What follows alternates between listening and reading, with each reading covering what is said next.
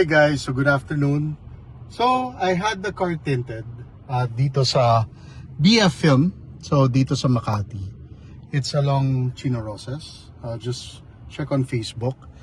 But yun guys, so I did, nasa loob tayo na yun. So this is basically the light stone, I think it's called Stone Series. So I chose light. Normally I choose medium. But because I want Andrea to also drive the car, ginawa natin light yung front and medium dito. So it's pretty clear guys, even at night I have no problems. Actually mas darker pa nga to yung ceiling. Let's go outside the car. Yeah. Diba? So madilim na siya. You can, though it's medium, you could see the interior lights of the car. So if I shut it off, if I close the door, yan. So even if it's light in the front, parang wala ka masyadong makita sa loob, which is perfect. Nagbe-blend in yung tint. So basically, this one pala. Kasi nga sa Tesla Y, alam ko, the rear windows, of course the glass roof, and sa likod is how do you call it, smoke glass. This one sa Model 3 hindi, it's all throughout, it's walang tint talaga except for the roof. But this one guys, yung ibang tao they tint halfway lang, but I can't, I don't want it kasi pangit tignan. So parang may cutout dito, so pinatint ko ng buo. And they've tinted a lot of Tesla vehicles. Yeah.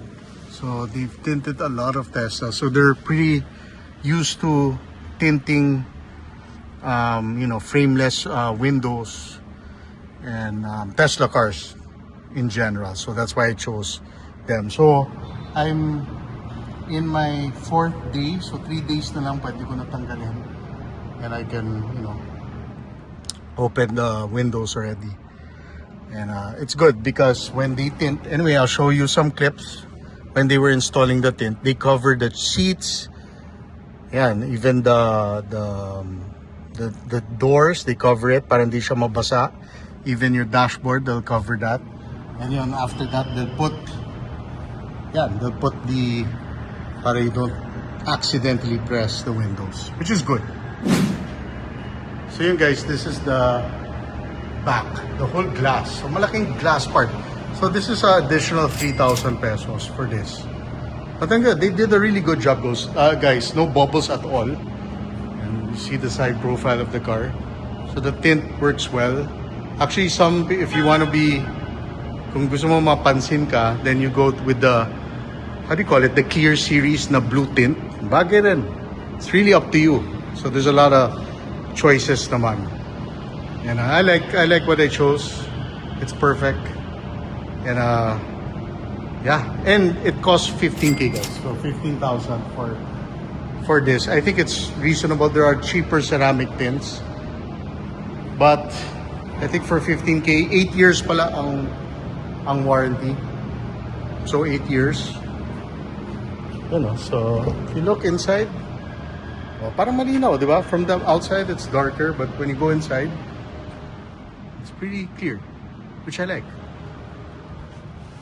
It's good, and I'm just happy that I had it tinted kagad. Kasi I'm the type of guy, guys, na kailangan matint yung kotse kagad. And yan, so.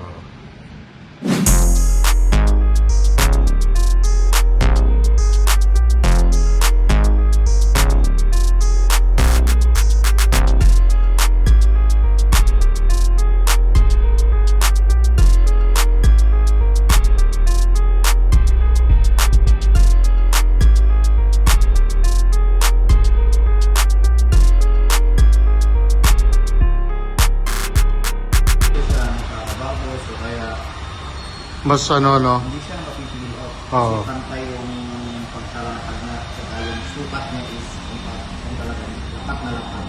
Lapat. 1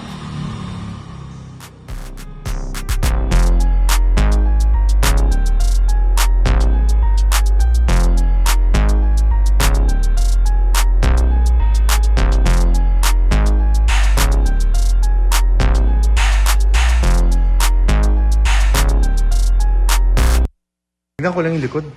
Ay, sige po. Ah, okay. Ganda. Gradual lang.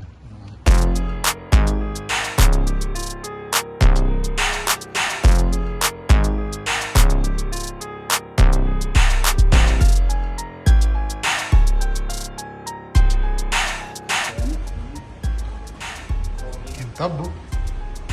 Wala pa ko na yan. Tapos ano yung pag-detailing. Mhm. Pag-detailing. Daya yung ilaw eh. Tanggal na rin yung ano, pagkakalilan. Oo nga. Ding-ding.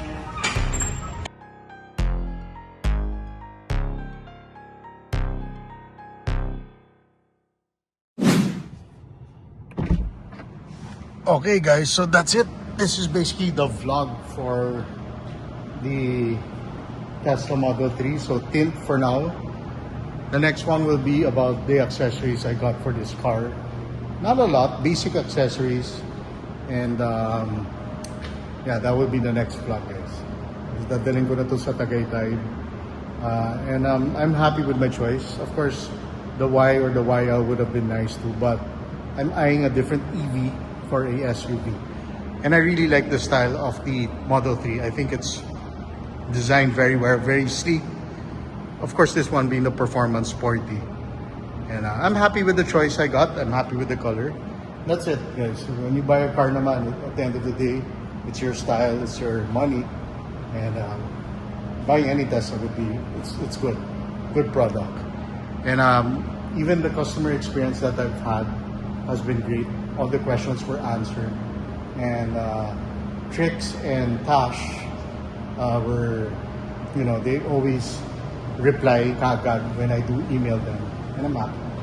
Hey guys, so I'll see you on the next vlog.